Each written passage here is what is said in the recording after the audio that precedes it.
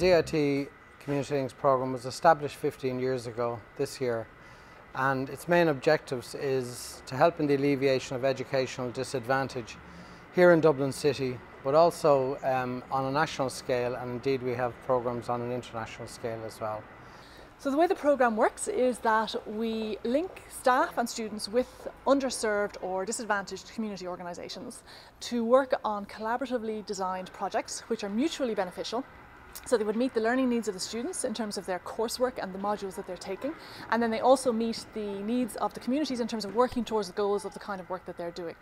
So one example of a project is where we have law students at the moment are working with the Irish Penal Reform Trust, and they've actually been working with them for the last 2 years, and then they have a new project on again this year. And what they did, for example, in the first year was the students did research on judges and sentencing policy around minors. So if a judge is sentencing a child for something that they've been found guilty of, how often do they use custodial sentences, and then how often do they use alternatives to custody? Using this research means that the Irish Penal Reform Trust can then use this information as part of their campaigning to influence policy in this area. It's that idea of the mutual benefit that's really important in these projects. It should really be that the community who are participating get as much out of it as the students, and the students should get as much out of it as the communities, because it is all about enhancing the academic development of the students and working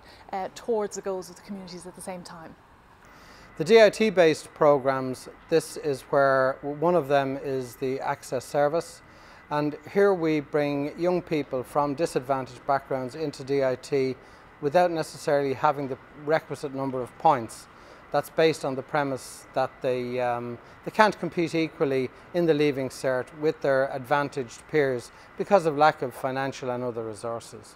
Currently we have well over 500 of these young people in DIT, and the research shows that they do equally as well, if not better, and the retention rates are far greater. And we've had our first PhD out 3 years ago, and there's many more coming through as we speak.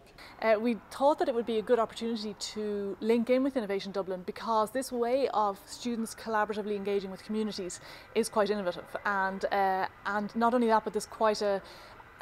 broad spread of disciplines involved, so we felt that it was really a good opportunity to kind of showcase the range of disciplines, to show how innovative it can be, and to really put the work out in public, because this work tends to all happen behind closed doors.